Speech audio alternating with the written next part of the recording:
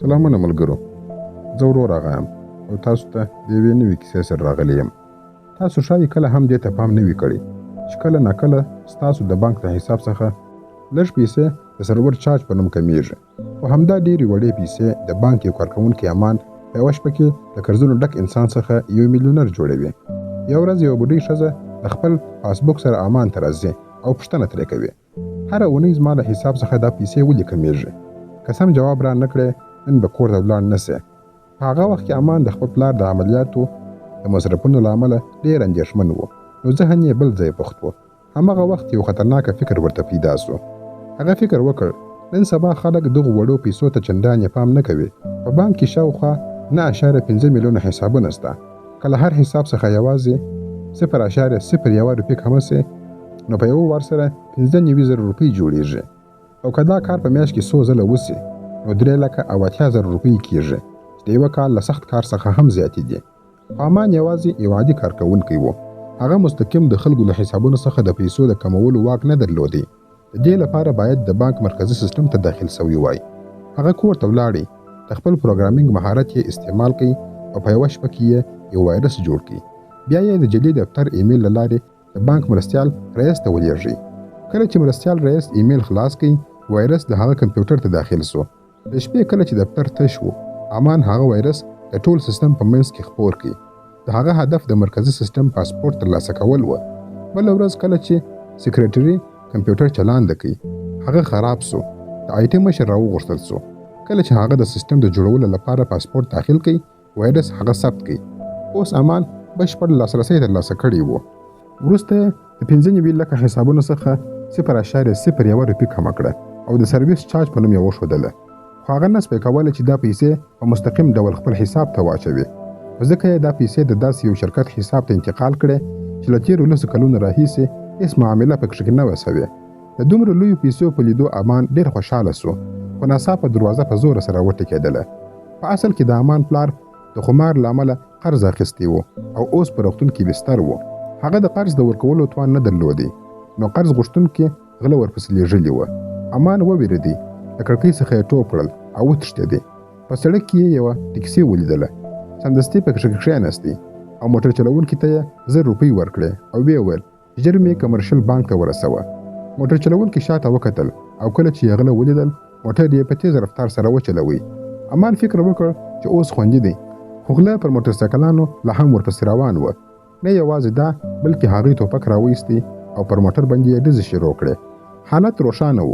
که امان نن د خپل پلار قرض ور نه کړې، ښایي خپل ژوند هم له لاسه ورکړي.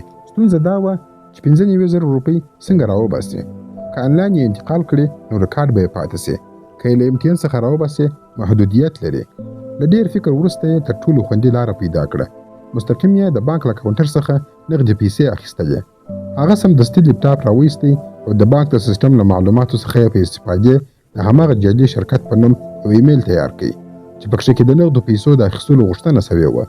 بیا یې د بانک مدیر ته زنګ ووهي او ورته ویې ویل چې پیسې تیارې کړه، ځکه دی په خپله د پیسو اخیستلو لپاره راځي. شاوخوا 15 دقیقې وروسته امان د موټر څخه راښکته سو. د غلو څخه یې ځان خلاص کړي او بانک ته ورورسېدی. هغه ژر دننه ولاړی، یو جعلي کارډ یې ورښکاره کړي او په اسانۍ سره یې 95,000 روپۍ نغدې راویستلې. امان په هغه پیسو د خپل پلار ټول پورونه خلاص کړل او د عملیاتو لګښتونه یې هم برابر کړل. خو اصلي ستونزه بله پیل سوه.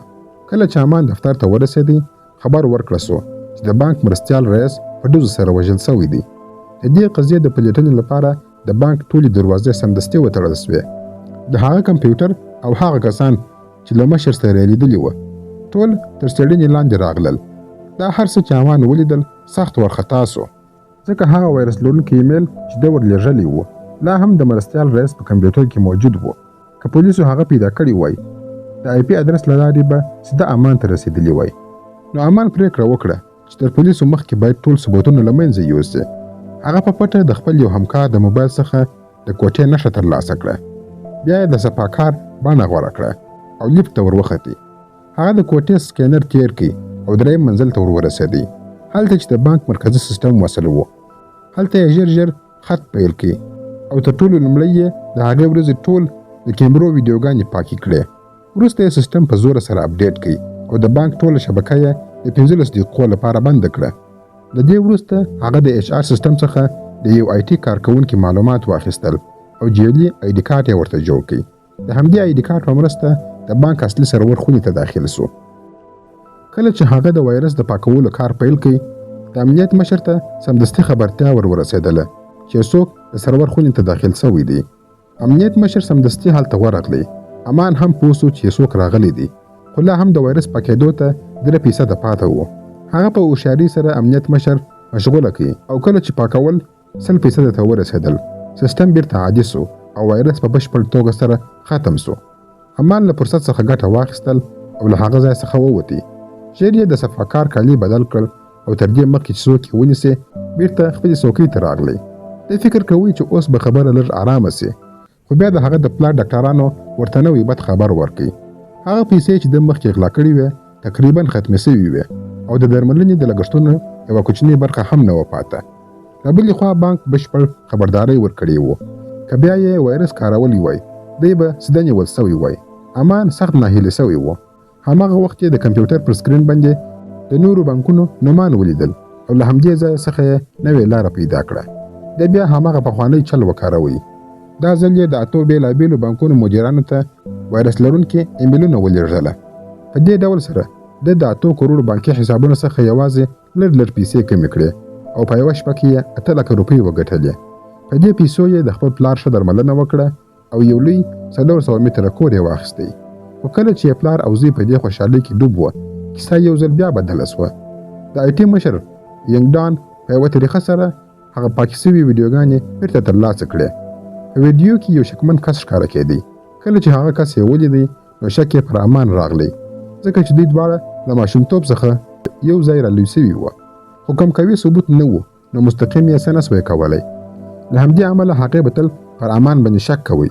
امان د هغې شکمن نظرونه درک کړل او پرېکړه یې وکړه چې اوس باید بل څوک په دې قضیه کې راګیر کړي. هغه خپل هغه مشر را په یاد کړي چې د هغه د موبایل څخه یې د کوټې کیلي اخیستې وه. امان د هغه کمپیوټر د رخصتۍ په ورځ باندې هیک کړي او د وایرس جوړولو ټول ثبوتونه یې په کې واچول. بیا په پټه بانک ته ولاړی او جعلي ID کارت یې د هغه په کیبین کې کېښودی.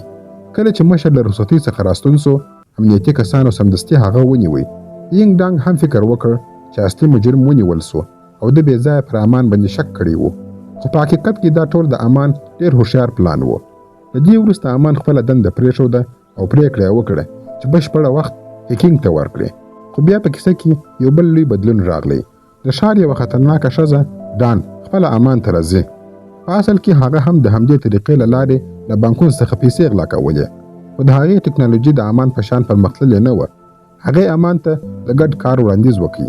اوس دواړه هره ورځ د بانک له حسابونو څخه 1 کروڑ روپۍ غلا کوي. په یوازې 2 ورځو کې بې له دې چې څوک خبر سي 8 لکه نه بلکې 8 لکه روپۍ سپمول کېږي. د دې نیمې پیسې امان له ځانه سره ساتي او نیمې هغه ښځه وړي. هغه فکر کوي چې دومره لږ پیسې به څوک ونه ګوري.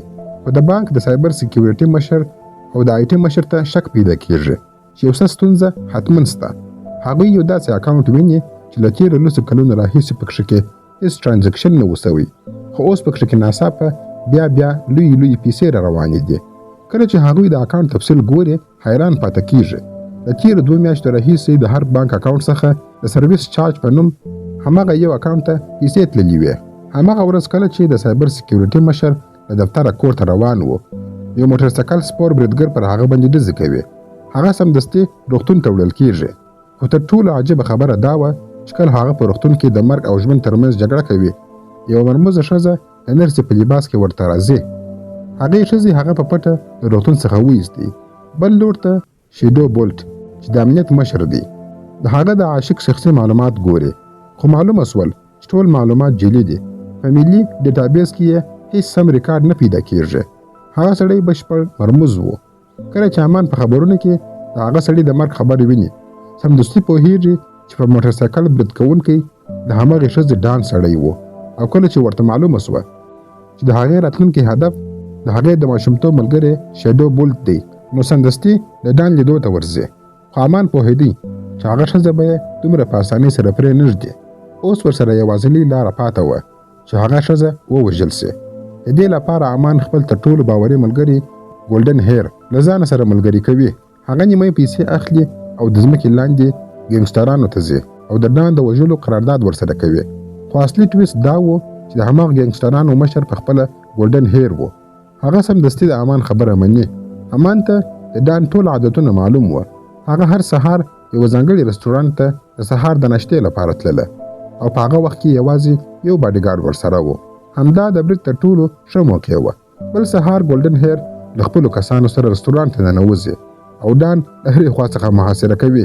خو حیرانونکې خبره دا وه چې ډان د دومره توپکونو مخې ته هم مسکی سوه او بیا امان پرته له څه ویلو د هغې پر سر باندې توپک نیسي او ټک پرې کوي.